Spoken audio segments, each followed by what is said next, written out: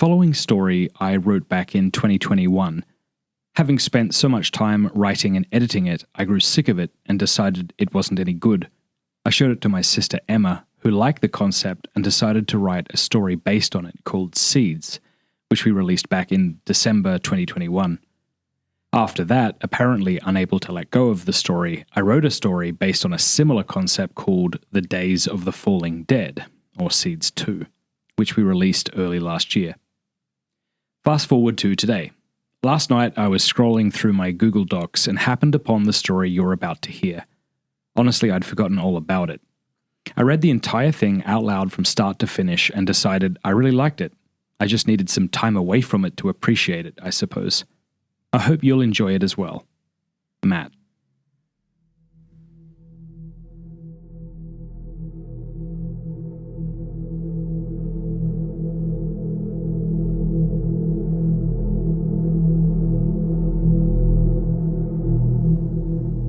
My name is John Henry Adams. Today I received a phone call from a man I haven't spoken to in 40 years, Bill Rafferty. Just this morning he said he was out on his land in Oklahoma harvesting hay when he noticed something strange on the horizon. Birds, thousands of them, all gathered around a particular area. As he was driving toward that spot, he said, he saw that the birds were swooping down and out of what appeared to be a gigantic oil spill, soaking out of the earth, at least 100 feet wide. Only standing in the middle of a depression in the ground that he says was absolutely not there yesterday, he knew it wasn't an oil spill. His immediate impulse, once he understood what had happened, was to Google my name and tap my number when my website came up. Picking up on that, I asked if the depression was as big as he was describing, if he could discern what had hit the ground. I mean, something had to have fallen. Bill didn't respond. He was breathing heavily, standing in the middle of a pool not of oil, but fat. Blubber, actually. He began describing what he was looking at in slow fits and pauses, none of which made much sense. He came right up to the edge of a description and paused. I asked him what the hell it was. A slow groan escaped his lips, and he said that it was a whale. The carcass of a whale. He said that it must have fallen from pretty high, considering the spread of its splat. Discernible whale parts, blubber, bones, entrails, strewn in all directions, even the remnants of a dead baby, maybe a sperm whale, one of those 30,000-pound creatures that in no way could have naturally crashed down on central Oklahoma. How to get up there? Well, how did any of it get up there? And then he added, it landed where the slaughterhouse used to be. I knew what he meant by that. The cigarette I had been smoking fell involuntarily out of my mouth as I backed slowly into my kitchen wall and sank to the floor. Neither of us spoke for about a minute, and I allowed myself to remember those strange and terrible things that happened when we were kids. They're back, he added, rather unnecessarily, since the whale was proof of it. I had no idea what he wanted me to do about it. Whatever it was, I didn't want it.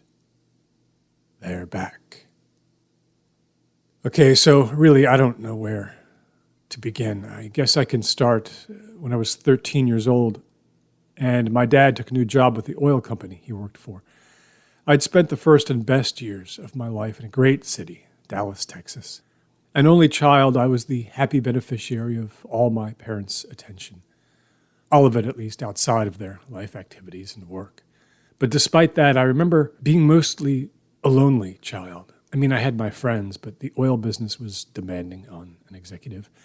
And the world of a social butterfly, like my mother with her luncheons, museum openings, all the kinds of things women in the South did, even for no pay, well, that was its own kind of demanding.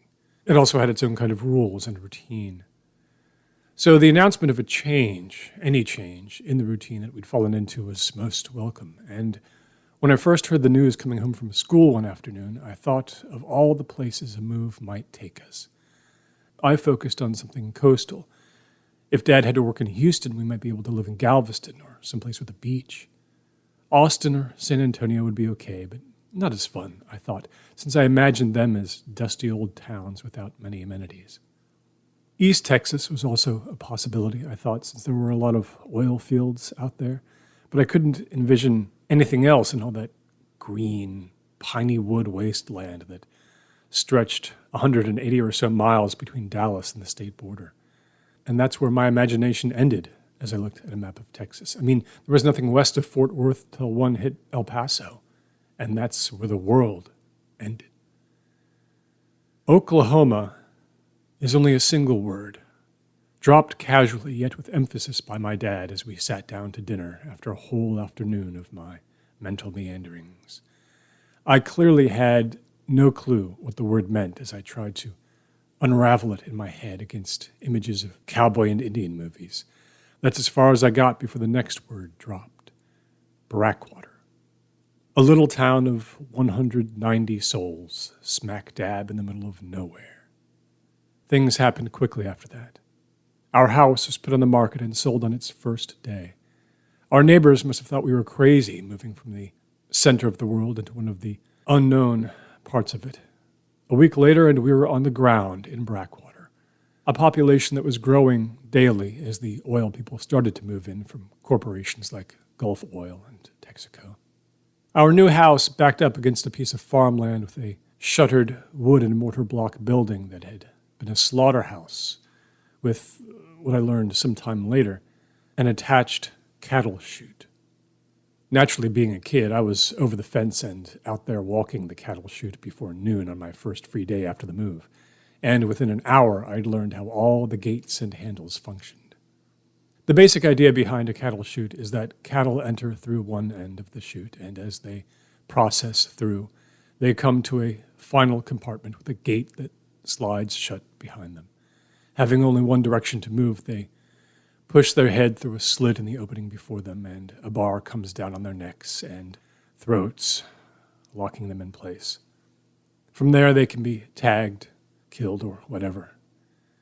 If the object is only to tag them, the rancher can do that quickly and release the gate from a nearby handle. The cow bolts out, and the next one takes its place.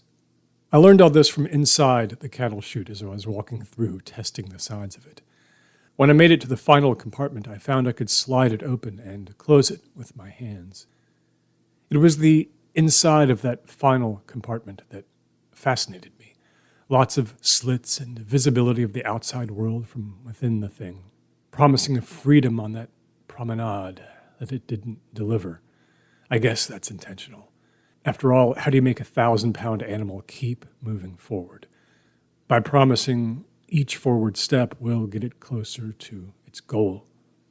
The cow, once contained, though, cannot buckle or fight back. It has to accept what is happening to it with little outward resistance. At dinner that night, I reported my findings to my parents. I remember the excitement in my voice. Dad listened with patient interest. He withheld his disapproval till the end of my story. I'd been so fascinated with the cattle chute that I hadn't made time to explore the building to which it had been connected.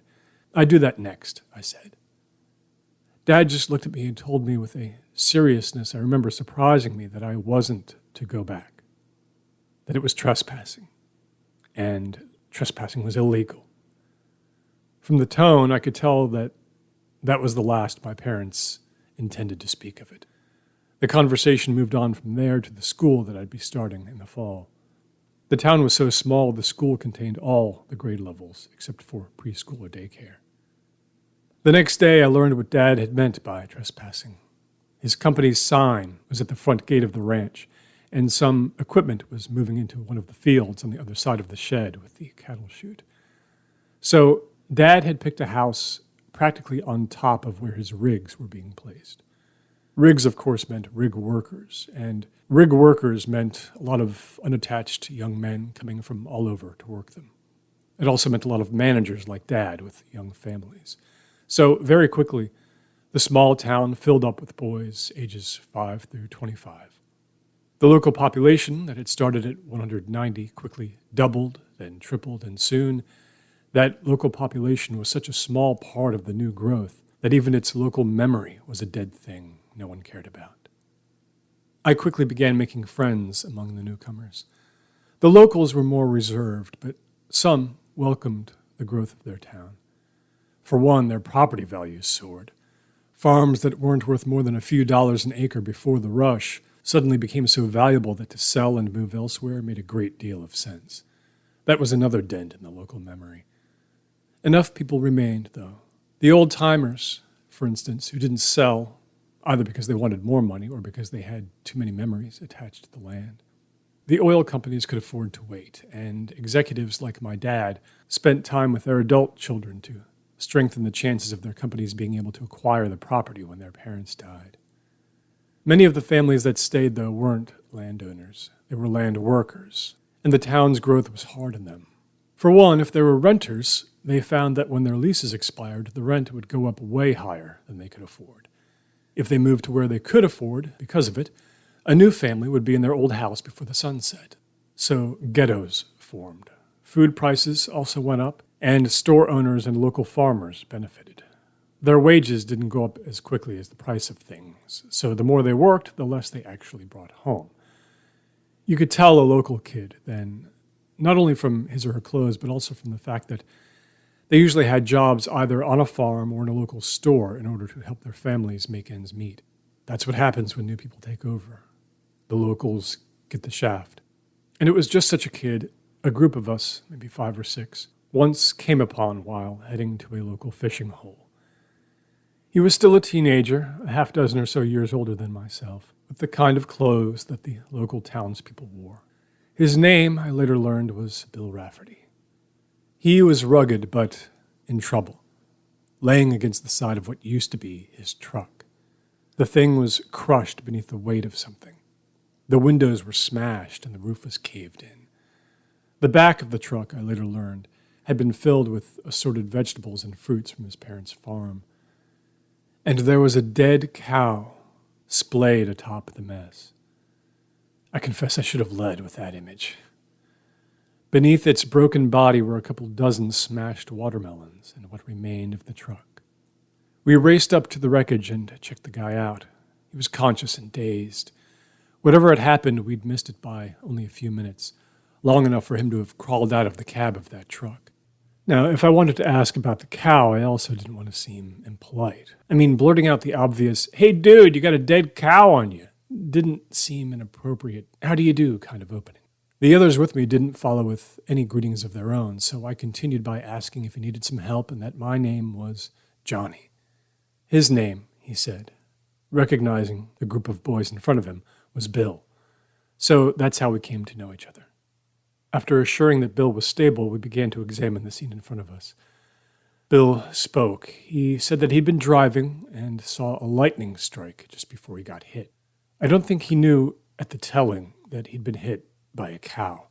He may have thought he'd been hit by the lightning. The truck imploded. He was lucky it hadn't caught fire from the tank. What's more, there was an impact depression beneath the truck, where the truck was pushed against the ground at the time of the impact. So he was okay enough to get a sense of his bearings. He could explain what had happened, at least, as he tried to stand up. He made it up with difficulty and some help from a couple of us.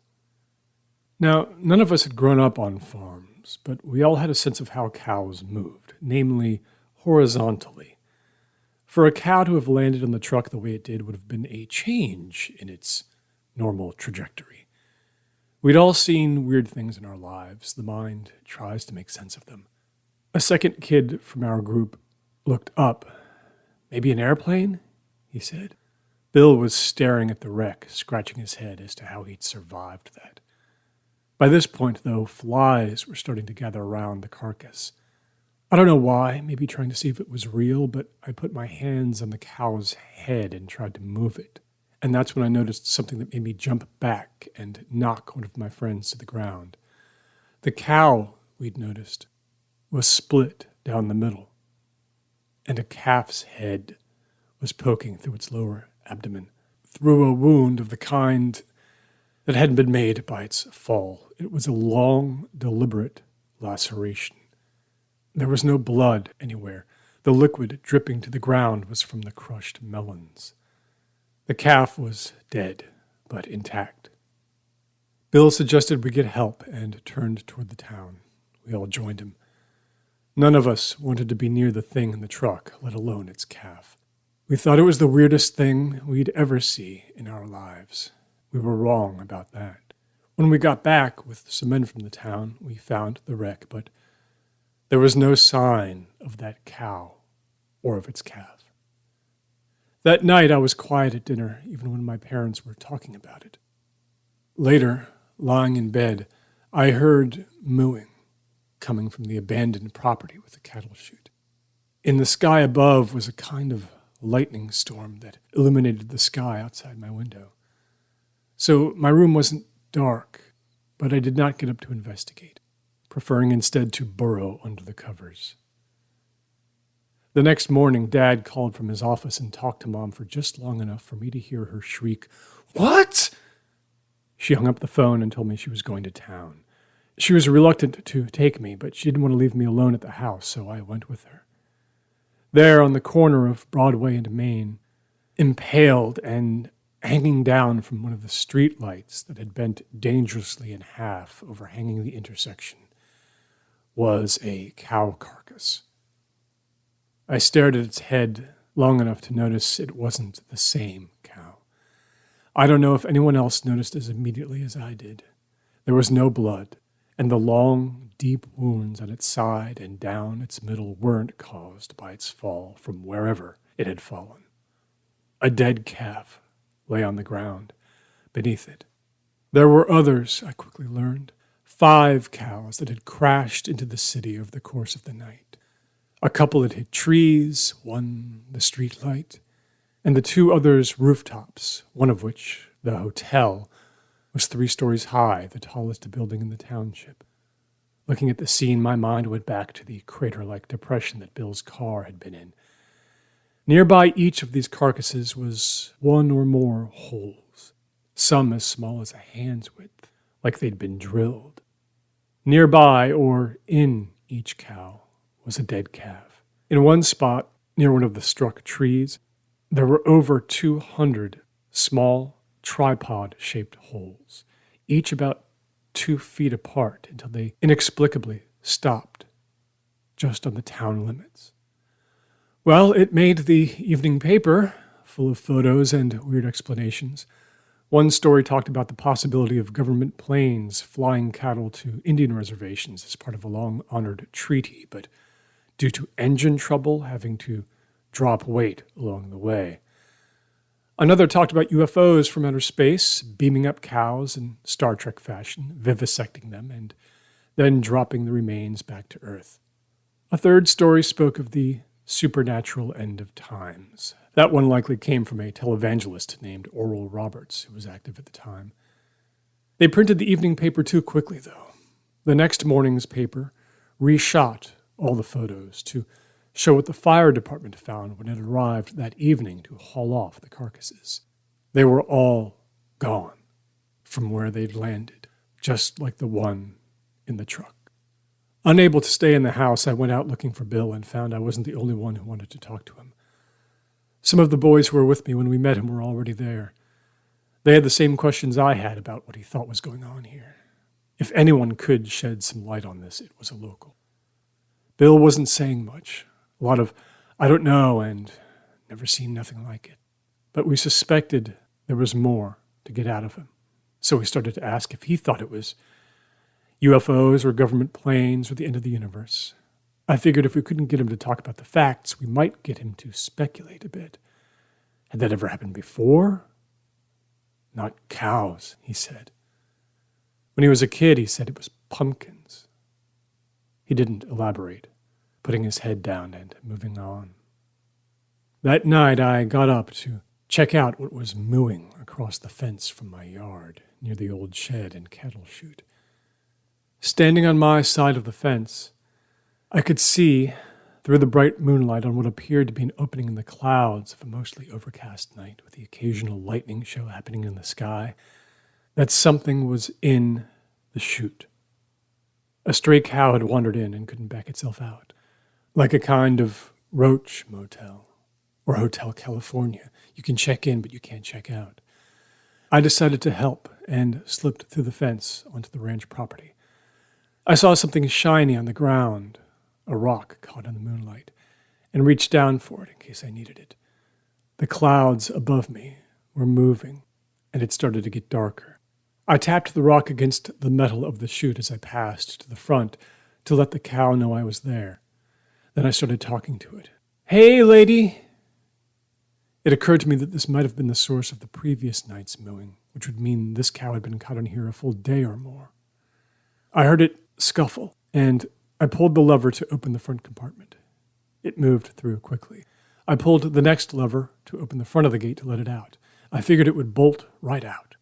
The sky darkened with the clouds, and I looked up to see the moon disappearing. More lightning. I looked back into the compartment. Nothing. No movement. It became really dark. I peered back into the compartment. Nothing but darkness. There was no cow in there. The next day I went into town and found my friends at the farmer's market. Bill was with them, but he was working a job that involved moving boxes into the stalls of the vendors. I told my friends about my experience that morning with the disappearing cow. Bill turned in our direction and said the slaughterhouse had been abandoned for some years and that I shouldn't go near the building, especially not at night. But I told him that his advice was a little late, as I'd already walked through the cattle chute on my first real day in town. Nothing bad had happened, I said. Bill shrugged. He said strange things had once happened there. That's why nobody worked the land there anymore. I asked him to explain. I was especially eager to hear his story because of my experience with the cow. But Bill had another job he had to get to, and he said he'd show me later if I liked. We agreed, my friends included, to meet at my property line that evening after dinner. Standing there after dinner with my friends and no Bill, impatience led to recklessness. The five of us climbed over the fence and walked up to the slaughterhouse. I showed them the cattle chute and the way it worked, and we turned to look at the shed that stood next to it. The building was too small to have processed a lot of steers. The number of steers, for instance, that slaughterhouses up in Nebraska could process. We guessed maybe a dozen or so a day if they were serious about it. Of course, none of us knew anything about meat processing, so our conversation was really uninformed. The shed, we could see, had a front door that was padlocked. It was like two ranch houses stuck together. Only the windows were up near the roof and surrounded the building, so a lot of daylight could enter, but no one on the outside could see what was happening on the inside. That was eerie, we agreed, but it made sense that if the slaughtering of steers was going to be happening on the inside, it was best if those remaining on the outside weren't able to see it. We passed the next few minutes against the side of the slaughterhouse, standing on top of each other's shoulders trying to peer in through the screened windows. The glass was too dirty to see through, even when we got some of the screens off. So one of my friends took a rock and smashed the window. "Hey!" we heard, coming from the inside. Well, we fell backward and scrambled back to the front. The door was open, and Bill was stepping out from within the slaughterhouse. "The door's open," he said, and added unnecessarily that it was a fine day for some gardening. When we asked how he'd gotten in, he held up the padlock and told us that he was the one who had put it there. When the last owners pulled out, they asked him to secure the building. They said business wasn't good anymore, and they left. My dad's oil company was able to buy it from the town as an abandoned property. Every effort to locate the owners exhausted. Okay, so we wanted Bill to tell us the story, and he did not disappoint. This slaughterhouse had been the site of a lot of weird occurrences ever since he could remember, but the weirdest one, until recently, was the pumpkin showers. One night about 11 years earlier, a meteor shower was expected, and everyone came outside and made themselves comfortable on blankets with picnic baskets wherever they could find a space. For the sake of community, they'd all decided to come together in that field because it had the largest clearing within walking distance, and a local band could set itself up on a makeshift platform near the slaughterhouse. Bill pointed up to the sky for effect as we could see the evening sun falling lower over the horizon, and to the stars beginning to twinkle in the sky above it. "An evening just like this," he said, and he pointed toward the shed, and it brought our attention to the depressions that pockmarked the roof. It was odd, but I hadn't noticed them before. In this light, though, which was striking the roof sideways, they were easy to see. He then turned our imaginations back to the heavens, explaining the number of meteors that had begun racing through the sky made it seem like the sky was ablaze in lights. No one could take their eyes off it. There were so many. Biggest celestial storm any of them had ever seen. And then something strange with all those lights in the sky. They began to slow down. Of course, the gathering gasped appropriately, wondering what kind of natural phenomenon could make meteors look like they were moving more slowly than they had been. Many took the opportunity to close their eyes and wish on the falling stars. 1,000 wishes for everyone, some little kid had yelled. And that was when they heard the first thud. And the gasps this time were real. Something had hit the ground hard. Then old Mrs. Brown, who'd come out with her cane and didn't want to sit down lest she have trouble getting back up, well, everyone reckoned her death was almost instant. Another loud thud was all that was needed to send the people scrambling right into the slaughterhouse, the larger doors of which were closed but not locked. Bill didn't know if it was the panic or the things hitting the ground that caused more damage. Certainly some people got trampled by the people behind them trying to get inside, and that was after a crowd was pulled back from a door whose very weight was keeping people from getting it open. But then the things hitting the ground became more numerous and fell increasingly harder and hit more people. Most of the people survived, but quite a few died that night, hit by the pumpkins or knocked to the ground while trying to make it into the slaughterhouse. When it was over, some minutes later, and what long minutes, the skies had returned to normal, without a meteor in sight. But the ground was covered with hundreds, maybe thousands of pumpkins, all split open and smashed. At first, we laughed nervously and told Bill he was acting weird. He grew very serious and said, "That's the problem with newcomers. They don't know how things work. There are rules people have to follow. Otherwise, they get hurt and show that they don't belong in a place. Don't follow them, and the place eats you. You got to learn the rules of any new place," he said, "or you won't survive it long." Then silence. The uncomfortable kind of silence I remember he used with me on the phone when he called me after 40 years. Eerie kind of silence where you're waiting for the next word to leap out at you. And it did. "Ghosts," he added, then fell silent. We didn't know where he was going with that. He wasn't talking about ghost cows or ghost pumpkins, or even the ghosts of the dead who were condemned in the retelling to be forever storming the slaughterhouse looking for their own safety. I was beginning to develop a sense of something escalating in its intensity. So far, all we could confirm having seen was a handful of dead cows that had probably fallen from a government plane. I could imagine a covert team of federal agents showing up before our fire department and spiriting their experiment away. Definitely government. It was the era of President Nixon, after all.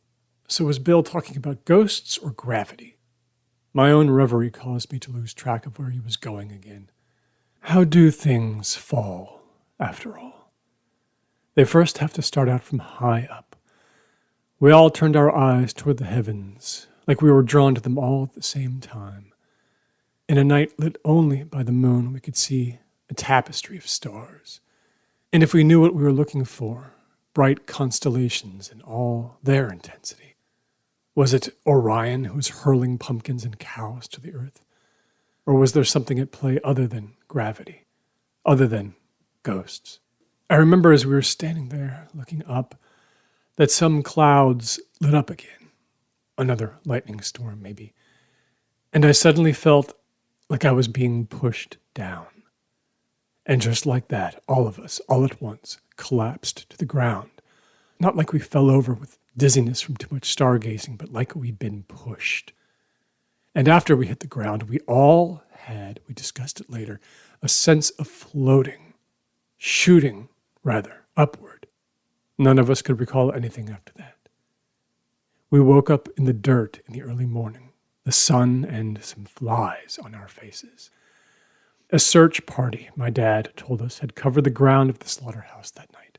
They'd found the doors open, like Bill had left them, but none of us. How'd they walk past us, laying on the ground? We would have been in plain sight. And I remember, after we'd all come back to our senses, that we couldn't find Bill. He had disappeared completely.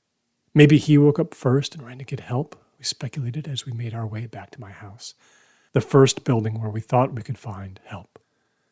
It took a day, but someone in the town found Bill. The evening paper had it that Bill was found injured on top of a very large pile of fertilizer at one of the local mills.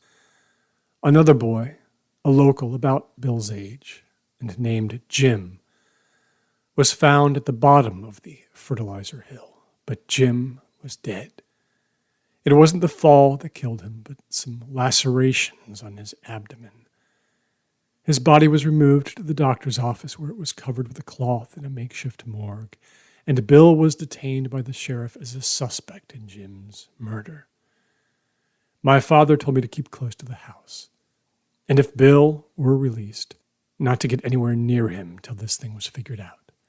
And when the doctor reported Jim's body missing the next morning, Bill was released, the sheriff not having enough grounds on which to keep him. When interviewed, Bill said he didn't remember making his way to the fertilizer mill.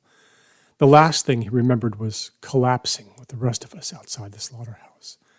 Next thing he knew, he was awakened by paramedics surrounded by processed cow dung. He didn't remember being with Jim at all. He remembered only the flashes of light in the clouds and falling unconscious. And he didn't even have the sensation, like we'd had, of flying.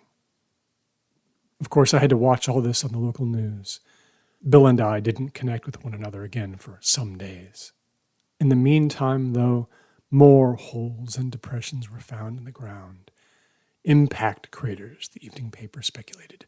Maybe from meteors, but no meteorites were found.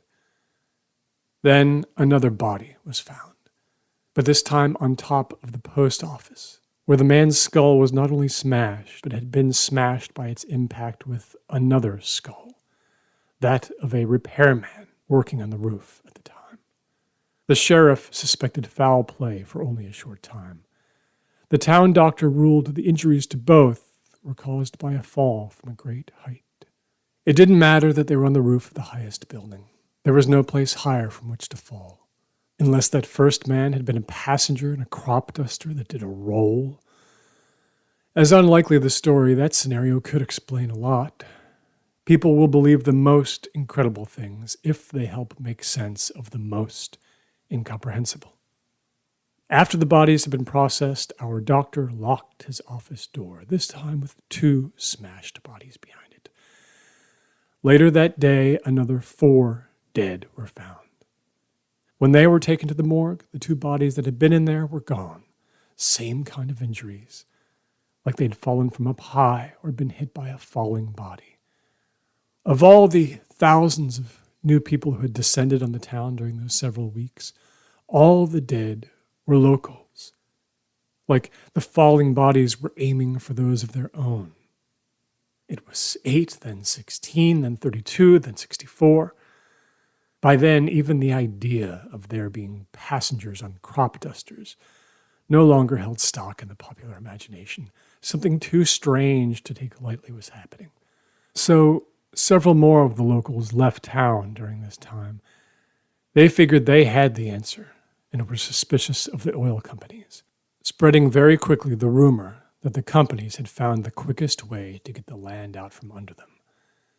I was pretty certain that the oil companies weren't carrying cows and locals up in airplanes and dropping them down on the city just to freak everyone out. I mean, I was fairly certain something else was going on. As way leads on to way, my thoughts turned back to the slaughterhouse. And then a little later, I did too. Late one evening when my parents wouldn't notice I was gone, I slipped out of the house through my bedroom window and made my way across the yard. The lock had been restored to the doors, and when I tested them, I sensed a kind of light behind me. It was the cattle chute. It had started glowing, a little bit like neon, but dim and humming. I walked around it and found the back of it was open, and I don't know why, but I walked in.